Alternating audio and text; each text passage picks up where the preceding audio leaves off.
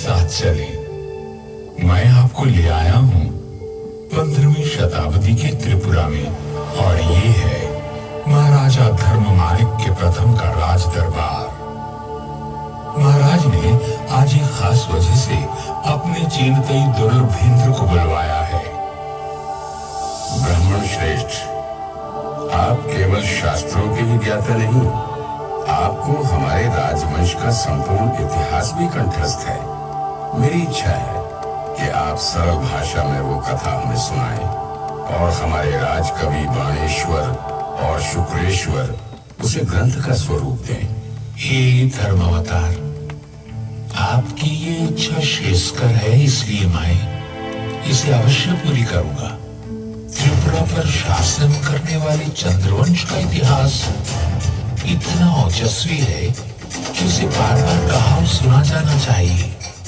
प्राचीन काल में चंद्रवंशी सम्राट ययाति के 5 पुत्र हुए, पुरु, यदु, तरवसु, अनु और द्रोह्यु। सभी ने अलग अलग दिशा में जाकर अपने राजवंशों की स्थापना की। द्रोह्यु दक्षिण पूर्व दिशा की ओर गए और कपिल मुनि के आशीर्वाद से सागर द्वीप में अपना राज्य स्थापित किया। कपिल मुनि ने आशीर्वाद देते हुए कहा था, त्रिवेद नागरिम शुभम। महाराज द्रोह्यु के 27वें वंशज पूर्व दिशा की ओर गए, जहां उन्होंने किरातों को परास्त किया। वहीं ब्रह्मपुत्र और कपिला नदी के संगम पर एक नया नगर बसाया गया, जिसका नाम त्रिवेद था। त्रिपुरा केवल एक शब्द नहीं, कृपा है शिव और शक्ति की। पीठमाला तंत्र में स्वयं महादेव ने ये घोषणा की है कि धरती पर जहां भी माता सती के अंग गिरे, वहीं शक्तिपीठ की स्थापना हुई। उसी ग्रंथ में संकलित एक श्लोक में कहा गया है, त्रिपुरा में देवी का दाहिना पैर गिरा।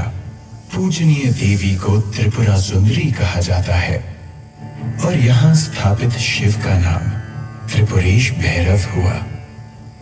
और इस तरह शुरुआत हुई एक कीर्तिवान राजवंश की, जिसने करीब 3000 साल तक आर्यवर्त के इस महान भाग पर शासन किया। महाभारत, पुराण और अनगिनत शास्त्रों में त्रिपुरा का उल्लेख मिल जाता है। इसके अलावा कई प्राचीन पुरालेखों के साथ साथ साहित्यिक ग्रंथों में भी त्रिपुरा का वर्णन किया गया है। मुगल इतिहासकार अबुल फजल आईने अकबरी में लिखते हैं, भाटी प्रांत के पास एक आजाद राज्य है, इसे त्रिपुरा कहते हैं। इसके राजा का नाम विजय माणिक्य है। इस राजा के पास 2 लाख पैदल सेना और 1000 हाथी हैं। त्रिपुरा के इतिहास से तो आप परिचित हो गए, अब इस कथा के सूत्रधार से भी मिल लीजिए। शुभ्र कांति, उज्जवल मुख, उन्नत गुंबद, राजसी छप, सारा विश्व मुझे सम्मान से उज्जयंत महल कहकर पुकारता है। मेरा नामकरण किसने किया, यह रहस्य इतिहास में कहीं खो गया है, परंतु मेरी नींव में मिले ताम्र पत्र पर लिखे संस्कृत श्लोक में मेरा नाम मिल जाता है। त्रिपुरा राज्य के शाही प्रतीक पर उकेरा गया संस्कृत वाक्यांश यहाँ के वीरों का उद्घोष भी है और प्रेरणा भी। किल विदुर वीरता सार में कम। वीरता से अधिक आवश्यक और कुछ भी नहीं। ऐसे महान आदर्श वाले वीरों की भूमि पर शिव और शक्ति परोक्ष रूप में बसते हैं, तो धर्म यहाँ के नरेशों के रूप में प्रत्यक्ष अवतार लेता रहा। यहाँ 184 शूरवीर धर्मावतार राजाओं ने राज किया। वे संघर्ष के लिए सदा प्रस्तुत रहे और बलिदान के लिए सदैव तत्पर। त्रिपुरा के प्रथम नरेश से लेकर अंतिम शासक ने अपना सर्वस्व देकर इस परंपरा का निर्वाह किया। इस राजवंश के अंतिम प्रजापालक महाराज वीर विक्रम किशोर माणिक्य बहादुर को याद करता हूँ तो याद आता है उनका समर्पण, त्रिपुरा को विकसित करने और आधुनिक बनाने की उनकी प्रतिबद्धता और साथ ही याद आता है वो एक दिन जब नियति ने हमसे विश्वासघात किया। मई 1947। भारत की स्वतंत्रता अब केवल 3 महीने की दूरी पर थी। भारी अनिश्चितता का समय था। देश की तरह ही राज्य में भी विघटनकारी शक्तियां सर उठा रही थीं, परंतु महाराज का आश्रय था, सो जनता निश्चिंत थी। अपने कर्तव्य के प्रति सजग महाराज वीर विक्रम हर गतिविधि पर नजर रखे थे, पर इस बीच रोग ने उन्हें आ घेरा। देखते ही देखते उनकी तबीयत बिगड़ने लगी। अफरा तफरी में कोलकाता के प्रसिद्ध डॉक्टर को बुलवाया गया। महाराज की सांसें उखड़ने लगी थीं। उन्होंने कमरे में लगे भगवान शिव के चित्र को देखा। भूपाल और भगवान के बीच जैसे एक मूक संवाद हुआ। हे महादेव, 15 साल की आयु में जब मुझे धर्मासन पर बैठाया गया था, तब से अब तक एक पल भी ऐसा नहीं बीता जब मैंने त्रिपुरा के उत्थान के बारे में ना सोचा हो। यह दायित्व ही तो मेरे जीवन का आधार बिंदु है। आज जब मेरी प्रजा को मेरी सबसे ज्यादा जरूरत है, तो क्या मुझे प्रयास करने का अवसर भी नहीं देंगे प्रभु? मन पर ये बोझ लिए 17 मई 1947 के दिन महाराज का देहांत हो गया। धर्म का पार्थिव स्वरूप लुप्त होते ही अधर्म का तमस बढ़ने लगा। जो बात पहले दबी जबान में कही जा रही थी, वो अब सड़कों पर गुर्राते नारों में सुनाई देने लगी। पाकिस्तान जिंदाबाद, लड़के लेंगे हिंदुस्तान। पाकिस्तान जिंदाबाद, लड़के लेंगे हिंदुस्तान। राज्य का अस्तित्व दांव पर लगा था और भय था हजारों वर्षों से सहेजी हुई परंपरा और संस्कृति के विलुप्त हो जाने का। परंतु ऐसी चुनौतियां त्रिपुरा के लिए नई कहां थी। काल की परिक्रमा के लिए निकलता हूँ तो 13वीं सदी पर आकर रुक जाता हूँ। ये वो समय था जब तलवार लहराते बर्बर आतताई राज्य की सीमा लांघने लगे थे। 13वीं शताब्दी की शुरुआत में त्रिपुरा का राजकाज महाराजा चेंगथोंगफा ने संभाला। एक दिन शिकार खेलते हुए महाराज ने जंगली वराह को अपने तीर का निशाना बनाया, परंतु उसी समय उस वराह को राजकुमारी नाइथोक्ति का तीर भी आ लगा। संयोग से इन दोनों का मिलना हुआ, जिसका परिणाम विवाह था। किंतु ये बात कोई नहीं जानता था कि इस संयोग का बड़ा प्रभाव त्रिपुरा के भविष्य पर पड़ने वाला था। बंगाल और त्रिपुरा की सीमा पर मेघना नदी बहा करती थी।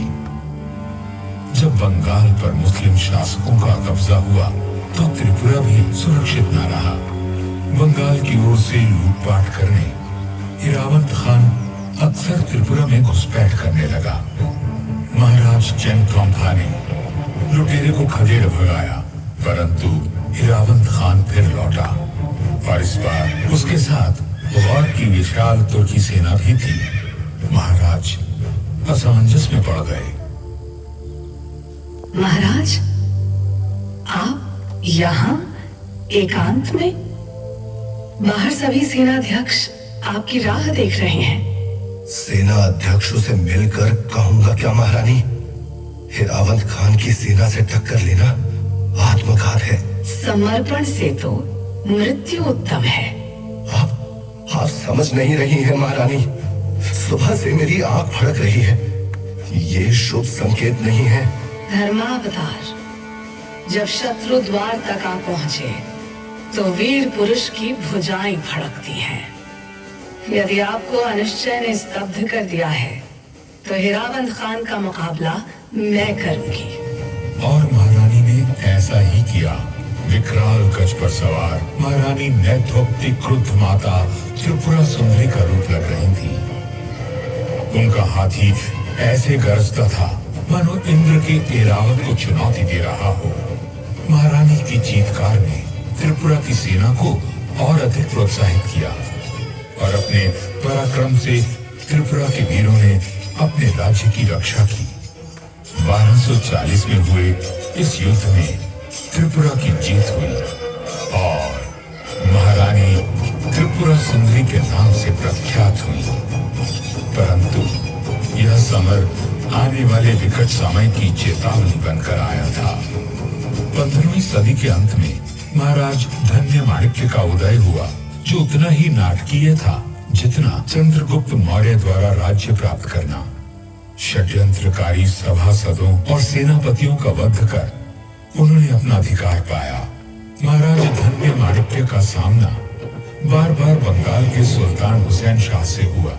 अपनी सामरिक सूझबूझ और छापामार युद्ध पद्धति के चलते वे हमेशा हुसैन शाह पर भारी पड़े और उन्होंने बंगाल का काफी हिस्सा भी अपने अधीन कर लिया। एक युद्ध में तो इनके सैनिक हुसैन शाह की एक तोप को ही उठाकर अपने साथ त्रिपुरा ले आए। पराक्रम के साथ साथ महाराज धन्य माणिक्य में रचनात्मक ऊर्जा भी कूट कूट कर भरी थी। उनके राज्य में सीमाओं के विस्तार के साथ साथ कला का भी प्रसार हुआ। उनके द्वारा बनवाए गए 14 देवता मंदिर, माँ त्रिपुरा सुंदरी मंदिर और भैरव मंदिर इस बात को सिद्ध करते हैं। समय तेजी से बदला, मुगलों का पतन हुआ और अब सत्ता अंग्रेजों के हाथ में चली गई। इस परिवर्तन के बाद भी माणिक्य अपना कर्तव्य निभाते रहे। 1838 में महाराज कृष्ण किशोर माणिक्य ने वर्तमान अगरतला की नींव रखी। फिर आगमन हुआ उस राजपुरुष का जो त्रिपुरा में आधुनिकता की लहर लाने वाला भगीरथ बना। 1862 में महाराजा वीरचंद्र माणिक्य ने सत्ता संभाली। महाराजा वीरचंद्र की फोटो कला इतनी व्यापक रूप से लोकप्रिय हुई कि अमेरिका की फोटोग्राफिक पत्रिका प्रैक्टिकल फोटोग्राफर ने अपने एक अंक में महाराजा की सचित्र जीवनी प्रकाशित की। महाराज नए नए प्रयोग करने के लिए विख्यात थे। उन्होंने अपने ही कैमरे से खुद अपनी और महारानी की तस्वीरें ली। ये इतिहास की पहली सेल्फी थी। अपनी जीवन संगनी महारानी भानुमती देवी की अकस्मात मृत्यु से संतापित महाराज को शोक सागर से उबारा एक युवा कवि द्वारा रचित कविता भग्नो हृदय ने उस प्रतिभावान परंतु अनजान कवि का नाम था रविंद्रनाथ टैगोर। इस घटना के बाद से त्रिपुरा के राज परिवार और टैगोर में एक अटूट संबंध बन गया। टैगोर ने महाराज की सहायता से त्रिपुरा के इतिहास का अध्ययन किया और उसे अपनी अमर कृतियों राजऋषि, विसर्जन और मुकुट में स्थान दिया। त्रिपुरा के राज परिवार ने भी शांति निकेतन और अन्य सुधार कार्यों में टैगोर को आर्थिक और नैतिक समर्थन देकर अपनी मित्रता निभाई। ब्रिटिश राज त्रिपुरा के लिए शांति का काल रहा, परंतु जब जब पराक्रम दिखाने का अवसर आया, त्रिपुरा के रणबांकुरों ने अपनी वीरता से विजयश्री और प्रशंसा बटोरी।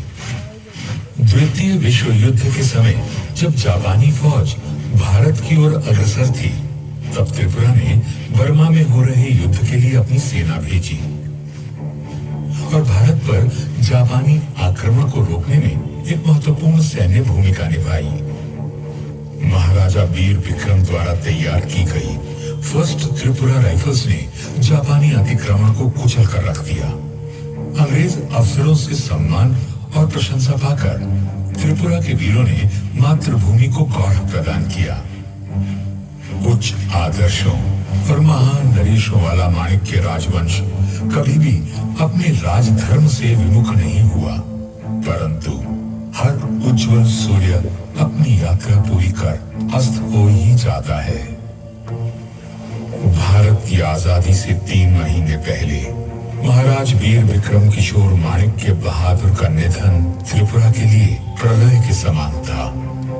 उनके बाद उनके 14 वर्षीय पुत्र महाराजा किरीट विक्रमा किशोर माणिक्य को त्रिपुरा का राजा घोषित किया गया और शासन की बागडोर उनकी माता महारानी कंचन प्रभा महादेवी ने संभाली।